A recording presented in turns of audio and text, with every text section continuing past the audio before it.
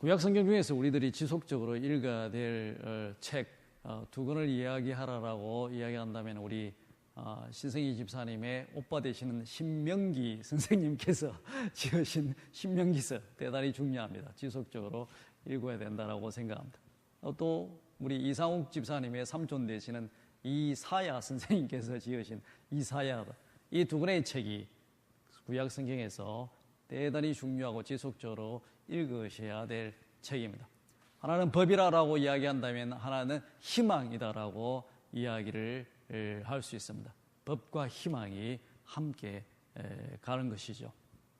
이사야서는 너무너무 중요한 책입니다. 또 실제적으로 구약 성경 중에서 신약 성경에 많이 언급되었기 때문에 저희들이 알게 모르게 잘 알고 있는 그러한 책이 되겠습니다.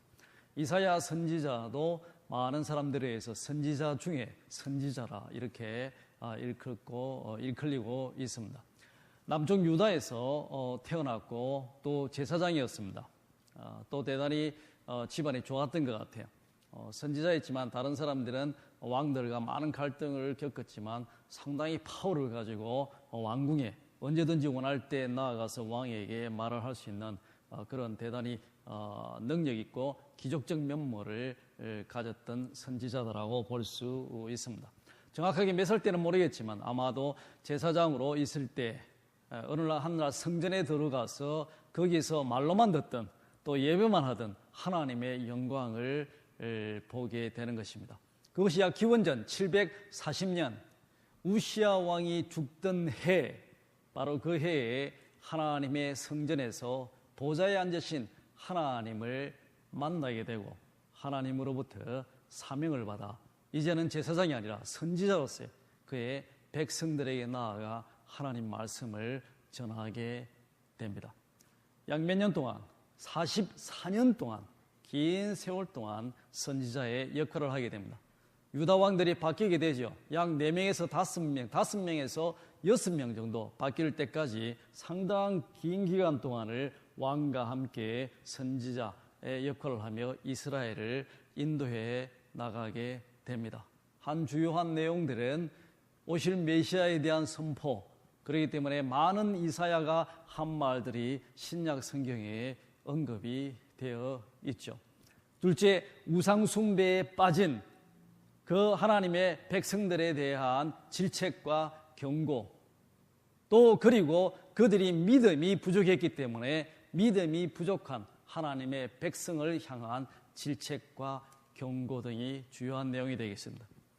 남쪽 유다의 선지자였지만 북쪽 이스라엘의 멸망과 또 남쪽 유다의 올 멸망과 그들을 향한 하나님의 심판에 관해 예언을 했습니다. 하지만 보다 중요한 것은 그런 멸망과 심판에 대한 예언뿐만 아니라 그 후에 있을 하나님의 희망의 선포, 멸망된 나라와 민족을 향한 또 여러 가지 고통 속에 우울하며 신음해야 하는 그 백성을 향한 하나님의 희망의 메시지를 전파했다라고 하는 것입니다. 특히 이사야 40장에서 마지막 66장까지는 이루 말할 수 없는 아름다운 희망의 선포가 가득 차 있습니다. 그렇기 때문에 심지어 기독교인이 아닌 분들도 구약 성경을 문학서로 생각하고 읽는 분들도 이사야 40장과 66장에 대단한 감동을 받게 됩니다. 가장 성경에 기록된 내용 중에 아름다운 문학 작품이다, 이렇게 이야기를 합니다. 대단히 읽으면 감동을 느끼며 이루 말할 수 없는 어떤 희망의 메시지를 전달받게 되죠. 44년의 긴 이른 세월 동안에 아름다운 희망을 선포를 했지만 말년은 대단히 비극적으로 운명하게 됩니다. 예루살렘 탈무드라고 하는 책의 전통에 따르게 되면은 이사야는 므낫세 왕 치하에서 므낫세 왕이 극도로 우상숭배에 빠지게 됐을 때 그것을 질책하고 경고하다가 므낫세 왕에 의해서 죽게 되는데 백향목 나무 밑 안에 목숨을 부지하기 위해 숨어서 들어가게 되는데 왕의 명령으로 백향목이 톱으로 잘리게 됩니다. 그럴 때 백향목 목 안에 있는 이사야도 함께 톱에 잘려 죽은 것으로 전통은 이야기를 하고 있습니다. 그에 대한 죽음에 대한 어떤 암시가 히브리서 12장에서도 톱에 잘려 죽은 믿음의 자라고 언급을 하며 암시가 신약 성경에도 남아있게 되는 것이죠. 대단히 불행한 어떤 비극적 죽음을 살았지만 이사야의 그 긴 삶을 한마디로 요약하자면 희망의 선포자다라고 이야기를 할 수 있습니다. 우리에게 가장 잘 알려진 이사야가 한 말이 아마 이 말일 거예요. 처녀가 잉태하여 아들을 낳으리니 그 이름을 임마누엘이라 하리라. 크리스마스 때가 되게 되면 예수님 탄생과 결부되어서 계속 반복적으로 언급되어지는 이사야가 한 말입니다. 하지만 실제적인 내용은 희망의 선포입니다. 우울하고 참우울하며 대단히 두려움 속에 떨고 있는 나라와 민족에게 던진 희망의 메시지입니다. 유다왕 아하스 때 북쪽 이스라엘과 또 그 위에 북쪽 시리아가 같이 연합해서 남쪽 유다 예루살렘을 쳐들어오게 됩니다. 예루살렘은 어떻게 잘 보존은 되었지만 그들이 연합했기 때문에 막강한 힘을 갖고 있기 때문에 유다 왕과 온 나라 민족들이 사시나무 떨듯이 덜덜덜 떨고 있었던 거예요.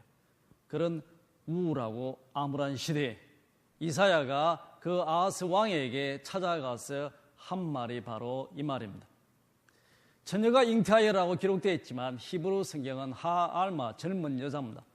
아마도 왕 옆에 젊은 여자가 서 있을 것이고 이사야가 말하기를 이 젊은 여자가 잉태하게 될 것이다. 그리고 아들을 낳게 될 텐데 그 이름을 임마누엘이라 하리라. 하나님이 우리와 함께 계시다 하리라. 전쟁 중에 언제가 나라가 멸망될지 모르는 이 급박한 상황 속에 온 왕과 국민들이 사시나무 떨듯이 떨고 있는데 전쟁이 일어나게 되면 모든 것이 초토화될 것이 눈에 환히 보이는데 처녀가 젊은 여자가 사랑을 하고 결혼을 하고 그러고 난 뒤에 아기를 갖게 되는 것은 있을 수 없는 일입니다. 그리고 편안한 가운데 아기를 놓고 그 아기를 가슴에 품고 젖을 먹이는 일은 상상할 수가 없는 일이에요. 오늘도 우리가 전쟁 영화를 보면 흔히 볼 수 있지만 실제 역사에서도 전쟁이 일어나게 되면 그런 것은 없죠. 전쟁의 한 큰 비극 중에 하나가 사랑의 파괴입니다. 사랑하는 남녀가 있었지만 전쟁 중에 헤어진다거나 남자가 죽는다거나 또 아기를 놓고 키운다고 하는 것은 상상도 못하죠. 엄마도 아기를 버려야 되고 비참하게 아기는 고아가 되고 그것이 전쟁의 현실입니다.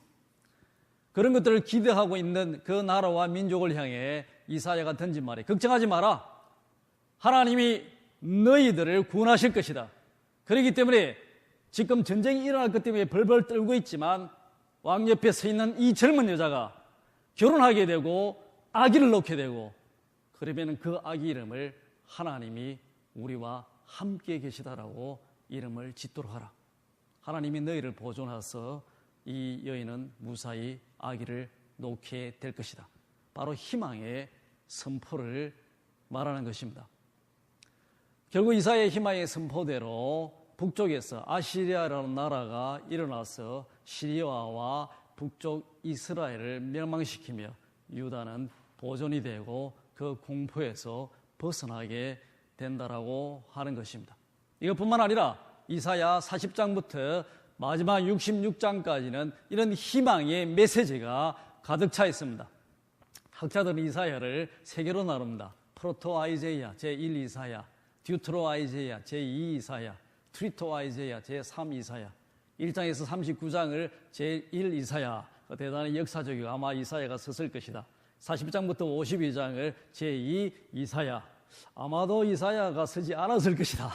그리고 56장부터 마지막 66장 제3 이사야, 아마도 포로 생활 다 끝나고 난 뒤에 쓰여졌을 것이다. 그러나 이사야가 쓰지 않았을 것이다. 이렇게 이야기를 합니다.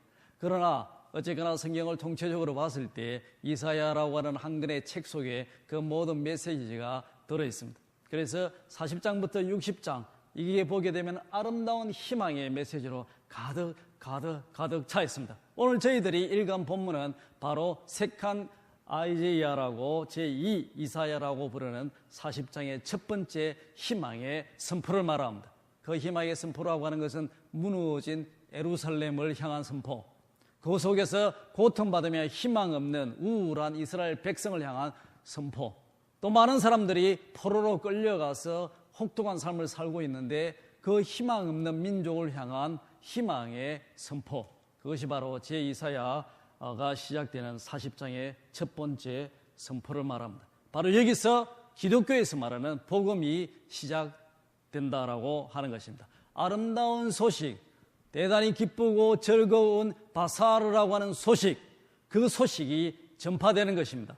그 소식은 뭐냐면은 무너진 예루살렘을 향한 소식, 그것이 복된 소식, 우리가 말하는 복음, 좋은 소식을 말합니다. 신약 성경에 갑자기 복음이 탄생된 것이 아니라 구약 성경 이사야에서 말한 그 복음의 그대로 신약 성경으로 연결이 되게 되는 것이죠. 바로 오늘 이사야서에서 우리는 복음의 찬 의미를 발견하게 되는데 그 복음은 바로 무너진 하나님의 도성 예루살렘을 향한 또 희망을 잊고 우울하게 살아가는 백성을 향해 던지진 좋은 소식을 말합니다. 그 복음의 소식은 뭐냐면 보라, 하나님이 오신다라고 하는 겁니다. 이스라엘의 하나님의 예루살렘에 하나님의 성전이 있었는데 그 시온상에 있는 하나님의 성전이 완전히 바벨론 군대에서 초토화되게 됩니다. 예루살렘의 그 아름다운 그런 어떤 성들과 집들은 다 무너지고 폐허가 되고 그곳에 풀들이 일어나고 산 짐승들이 와서 사는 그런 이루 말할 수 없는 황폐한 곳이 된 것입니다. 그런데 좋은 소식은 그곳에 있는 자들을 향해서 또 유다에 있는 여러 성읍들을 향해서 던져진 소식을 말합니다. 보라, 하나님이 오신다라고 하는 겁니다. 어떻게? 하나님이 친히 오시는데 강한 자로 임하실 것이다. 강한 자로 임하시되 아수르 군대처럼 그런 잔인한 자들이 자가 아니라 바벨론 군대처럼 와서 파괴시키는 그런 자가 아니라 하나님이 강한 자로 이곳에 이 황폐하고 무너진 곳에 임하시는데 진정한 목자로 오신다라고 하는 겁니다. 전쟁 중에 수십 마리의 어린아이들이 생명을 잃고 가장 혹독하게 어려움을 겪는 자들이 바로 어린 아이를 가지고 있는 어머니들이죠. 도망도 잘 가지 못하기 때문에 얼마나 많은 어머니들이 아이들과 함께 이루 말로 표현할 수 없는 비참한 참극을 당했겠습니까? 현대전쟁에서도 그런데 고대에서는 너무나 불보듯 뻔한 일입니다. 하나님이 강한 자로 무너진 예루살렘에 오시는데 파괴하는 자가 아니라 참다운 목자로 오신다. 그래서 어린 자들을, 양떼들을 다 모아서 품에 안으시고 젖먹이는 어미들을 다 모아서 그들을 돌보시는 참다운 통치자로 오신다라고 하는 것입니다. 이것이 바로 복된 소식, 복음의 진정한 의미를 말합니다. 하나님이 오셔서 친히 통치하신다. 이것이 바로 신약과 구약에서 말하는 좋은 소식, 복음의 정의다라고 말할 수 있습니다. 그리고 포로에 끌려가서 지친 자들, 언제 이 예루살렘이 회복될까? 그 속에서 희망을 잊고 살아가는 자들, 황폐된 지가 너무 오래된 거예요. 우울하게 지낸 지가 너무 오래되는 겁니다. 그 속에 지칠 대로 지쳐 있는 자들 향해 던져진 메시지를 말합니다. 야곱아, 이스라엘 백성들아, 너의 그 고통과 원한이 하나님 앞에 수리받지 못한다. 그렇게 말하지 마라. 하나님은 살아계시고 곧 너의 그런 슬픔과 모든 원통함을 다 갚아 해결해 주실 것이다 라고 희망의 메시지가 선포되는 것이죠. 어떻게? 하나님은 영원히 살아계신 자다. 우리가 볼 때 하나님이 죽은 것 같고 나타나지 않는 것 같지만 하나님은 영원히 살아계신 자다. 하나님은 영원히 살아계시고 그리고 하나님은 천지를 창조하신 자다. 영원히 살아계신 하나님, 천지를 창조하신 그 하나님, 또 지혜가 무궁무진하신 그 하나님, 그 하나님이 너희의 삶을 회복할 것이다라고 선포하는 것입니다. 하나님은 지치지 않으시고 주무시지도 않고 피곤치도 않기 때문에 비록 너희들은 이 오래된 환난 속에 지치고 피곤하고 우울증에 걸려 혹은 자살을 꿈꾸고 있다 할지라도 하나님은 인생이 아니시기 때문에 영원히 살아계시고 또 지혜가 무궁하시고 절대 피곤하거나 지치시지 않으시기 때문에 임하셔서 너희의 삶을 회복시킨다라고 희망의 메시지를 전달하는 것입니다. 그리고 심지어 너희 중에 무능한 자, 연약한 자들에게 하나님이 새로운 힘을 부어 넣을 거니 그들이 다시 일어서리라. 그리고 일어서서 독수리가 창공을 향해 날아오르듯이 그들도 다시금 날아오를 것이다. 여호와를 앙망하는 자는 새 힘을 얻으리니 독수리가 날개치며 올라갈 것 같이 하늘로 비상할 것이다 라고 하는 희망의 메시지를 전달하고 있다라고 하는 것입니다. 이사야서를 읽으면서 특히 제2 이사야, 제3 이사야를 읽으면서 우리가 기독교인으로서 유의해야 될 것은 이 희망의 메시지는 나라와 민족을 향해 던져진 희망의 메시지입니다. 성경을 읽다 보면은 많은 사람들이 개인이 있다 보니까 모든 성경 구절을 너무 개인에게만 적용을 시키는 경향이 있습니다. 이 한국 사람들의 경향일 수도 있어요. 한국 사람들이 오랫동안 그런 조선 500년을 지나면서 맹자를 천독, 맹자천독 무불통지라고 하는 말이 있습니다. 맹자를 읽어 천분을 읽어라. 그러면은 아무것도 모르는 것 없이 다 알게 된다. 맹자천독 무불통지의 전통 속에 자라고 독서백편 의자인이라는 말도 있습니다. 너가 한자를 읽어도 뜻을 모르느냐? 100번을 읽어라. 그러면 그 글자 속에서 뜻이 저절로 나타날 것이다. 이런 전통이 있다 보니까 성경도 무조건 읽으면 되는 줄 알아요. 그래서 통독했다, 맷독했다, 저도 성경 200번을 읽었다고 하는 목사님을 만나봤습니다. 성경을 처음부터 끝까지 장세기까지 200독 했다고 항상 자랑을 하시는 분이 계세요. 성경이 그렇게 맷독했다면 맹자 읽듯이 내지는 사서삼경 읽듯이 그렇게 맷독했다고 해결되지는 사실 않습니다. 그래서 한국 분들이 성경 읽는 방법을 그런 맹자 읽는 방법에서 전환시켜서 성경 읽는 방법이 있는데 그 방법대로 좀 읽어야 되지 않을까 목사로서 생각을 해봅니다. 이사야서를 읽다 보게 되면 이사야서의 이런 희망의 메시지는 나라와 민족에 관한 그러한 메시지입니다. 이것이 어떻게 오늘 이 땅에 미국에서 특히 살고 있는 저희들 또 한국에서도 당장 국가적 환란을 겪지 않는 민족들에게 어떻게 전달될 것인가, 여기에 설교자의 논리가 있습니다. 하나님이 그런 무너진 나라, 무너진 민족, 황폐된 예루살렘, 희망과 모든 기쁨을 잊어버리고 우울한 상태에 살아가고 있는 그 민족에게 희망의 메시지를 선포하고 그리고 그 희망을 실현시켰다라고 한다면 너희 우리 개인이 환난에 빠지고 또 우울하고 슬픔 속에 잠겼다 할지라도 우리에게 희망의 메시지를 선포하며 그 희망대로 우리의 삶을 다시 회복시키지 않겠는가 하는 것입니다. 그래서 오늘 이사야 40장에 기록된 이 색간 이사야의 첫 번째 희망의 메시지, 민족에게 던져진 메시지지만 우리의 삶에 적용할 수 있다라고 생각하는 것, 이것이 설교자의 논리다라고 하는 것입니다. 희망을 잃지 말아야 되는 것이죠.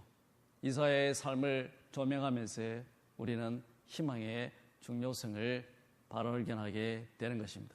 아무 어떤 환난과 어려움 속에 있더라도 희망을 잊어버리게 되면 모든 것을 다 잊어버리는 것이 아니겠습니까? 우리가 자유에 대해서 이야기하고 해방에 대해서 이야기하고 구원에 대해서 이야기하지만 이 모든 자유와 해방과 구원이라고 하는 것은 희망 속에 내재되어 있는 것이다라고 하는 것입니다. 환난과 역경 속에 있다 할지라도 이것이 끝이 아니기 때문에 하나님은 지치지 아니하시고 내가 지치는 것이지 하나님은 지치지 아니하시고 영원히 살아계시고 지혜가 무궁하기 때문에 그 하나님을 앙망하는 것, 바라보는 것, 그것이 바로 성도들이 해야 할 바인 것입니다. 그렇게 할 때 하나님이 놀랍게 우리에게 새 힘을 줍니다. 나에게 힘이 좀 있었다 할지라도 좀 있으면 다 소진되어 버리는 것이죠. 공부하는 학생들도 학위 끝날 줄 때다 힘이 쭉 빠지게 됩니다. 청운의 뜻을 품고 미국에 공부하러 왔지만 좀 지나가다 보면은 힘이 빠지게 되어 있습니다. 또 미국에 와서 좀 잘 살아보려고 잡고 생활한다 하더라도 좀 지나게 되면은 갖고 왔던 힘들이 다 소진되어 버리는 것입니다. 힘이 소진되어 버린 자에게 필요한 것은 새 힘을 부여받는 것입니다. 새 힘을 부여받고 누웠던 곳에서 일어서서 걷고 그리고 뛰고 전국적으로 나라 비상할 수 있다라고 하는 것입니다.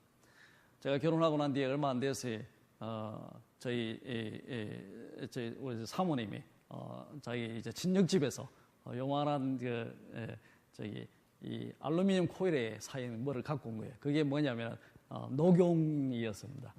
우리 장인어른한테 뭐 어느 분이 박사학위를 받고 너무 감사한 마음에서 정말 진짜 녹용 액기스를 장인어른한테 줬는데 우리 장인어른 체질상 이 녹용이 안 맞는 거예요. 그래서 오랫동안 방치돼 있다가 그것이 돌고 어떻게 돌다가 저한테 오게 된 겁니다.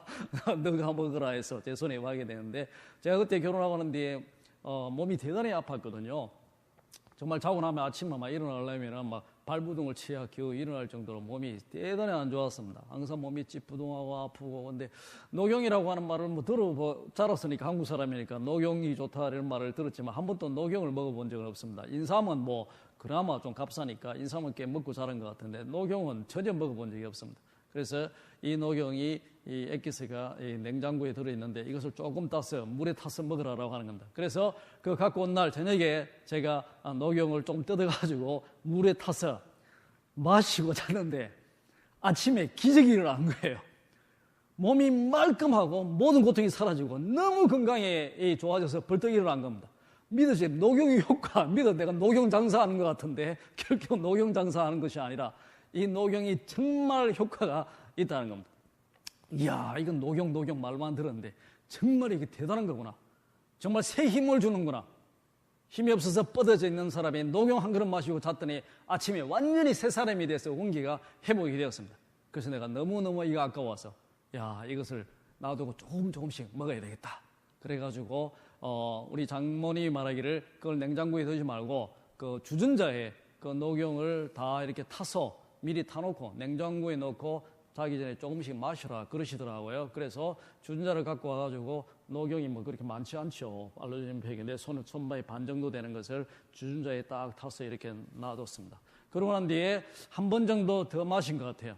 그런데 제 친구가 놀러로 온 겁니다. 그날 놀러로 와서 그날 또 우리 집에서 자겠대요. 사모님하고 제 있는 방에 끼어서 같이 자겠다고. 그래가지고 그래서 원체 가깝게 지내는 친구니까 같이 잠을 잤는데 아침에 일어나고 나서 하는 말이 아니 밤에 자다가 일어나서 냉장고에 가서 물을 마시는데 물맛이 이상하더라 그러는 거예요. 아니 그건 뭔 소리 하냐, 너 주전자에 있는 거 다 마셨냐 그러니까 주전자에 있는 거 거기 있는 거 다 마셨는데 물맛이 오찬물도 아니고 정말 이상하더라.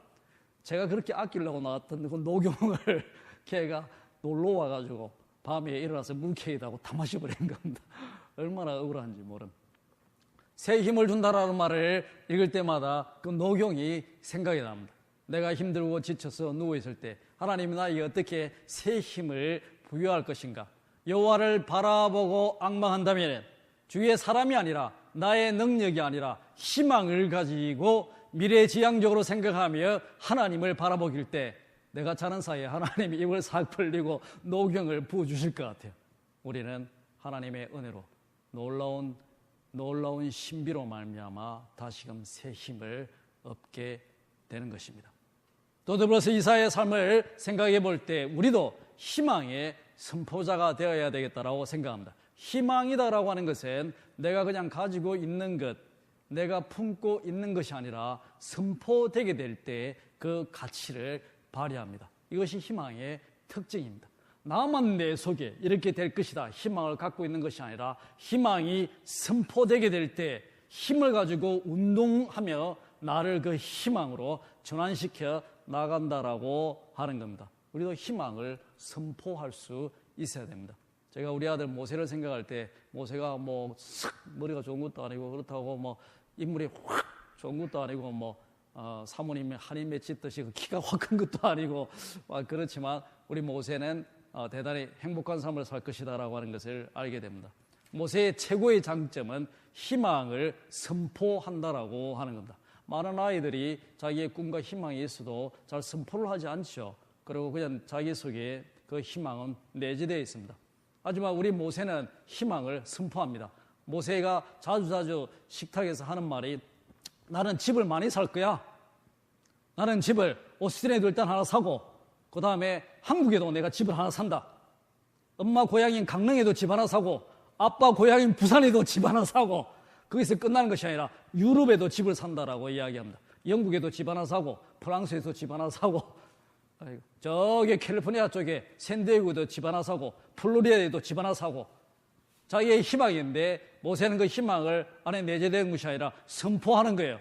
그런 밥 먹다가 나도 때로는 우울하지만 모세의 희망 선포에 힘입어 기분이 확 좋아집니다. 노후 생활을 걱정할 필요가 없구나.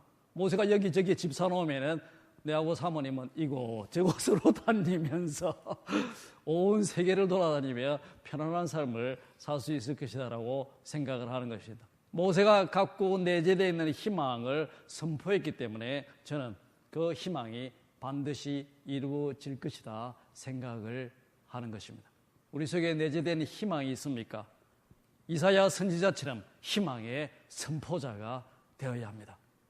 내 속에만 두지 말고 그 희망을 세상에 확 던지며 선포하고 모든 사람에게 알리게 될 때 하나님이 위에서 보시고 영원히 살아계신 하나님, 천지를 창조하신 하나님, 명철이 무궁하신 하나님, 그 하나님이 신비롭게 은혜를 베푸셔서 그 희망을 현실로 전환시켜 주시는 겁니다.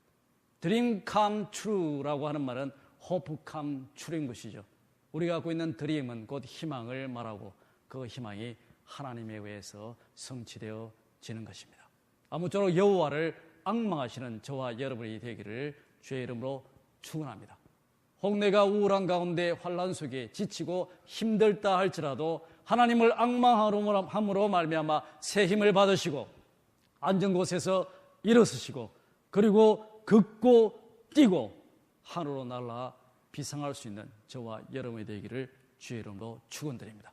우리의 삶 속에 희망이 있습니까? 희망을 내 속에만 두지 마시고 희망을 선포하는 자가 되기를 원합니다. 희망을 선포함으로 하나님으로 말미암아 그 희망이 실현되게 하시고 그로 말미암아 하나님께 큰 영광을 돌리고 세상 속에 하나님의 살아계심을 입증하는 저와 여러분이 되기를 주의 이름으로 축원드립니다. 함께 기도하도록 하겠습니다. 하나님, 오늘 또 이사야 40장에 귀한 희망의 선포의 말씀을 저희들에게 주셔서 감사함을 드립니다.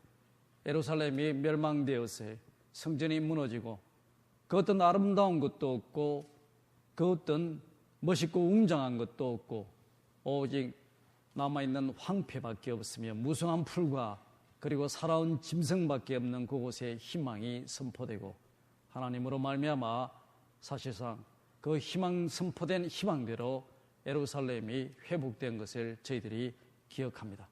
우리의 삶 속에 어려움이 있다 할지라도 희망을 잃지 않게 하시고 여호와를 앙망함으로 말미암아 새 힘을 얻어 하늘로 날아 독수리처럼 비상하는 저희가 될 수 있도록 축복해 주시옵소서. 희망이 선포되기를 원합니다. 모든 이 땅에 세운 교회의 강단에서 그 백성을 향하여 희망이 선포되게 하시고 또 교회로 말미암아 이 세상 가운데 희망이 선포되게 하시고 하나님의 놀라운 전능하신 손으로 말미암아 이 세상에 이 인류 가운데 그 희망이 실현되어질 수 있도록 축복해 주시옵소서. 예수 그리스도의 이름으로 기도하옵나이다.